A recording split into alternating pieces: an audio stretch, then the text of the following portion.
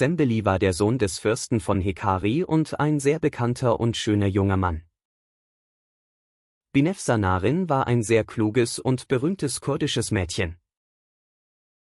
Zembeli und Binefs verliebten sich in ihrer Jugend und gaben einander das Eheversprechen.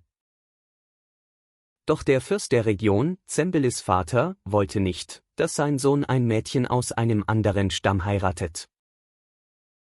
Zembelis Vater schickte ihn an einen weit entfernten Ort, damit er Binefs vergesse.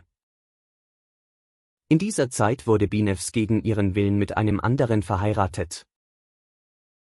Nach Jahren kehrte Zembeli zurück und musste erkennen, dass seine Geliebte nicht mehr auf ihn wartete. Zembeli verkleidete sich als armer Derwisch und suchte Dorf für Dorf nach Binefs. Eines Tages erreichte er Binefs Dorf, und sie erkannte Zembeli an seinen Augen. Binefs sagte, ich habe mein Versprechen niemals gebrochen, doch die Welt wurde uns zu eng. Zembeli und Binefs beschlossen, gemeinsam in die hohen Berge zu fliehen. Die Verfolger des Fürsten und die Männer ihres Mannes folgten ihnen.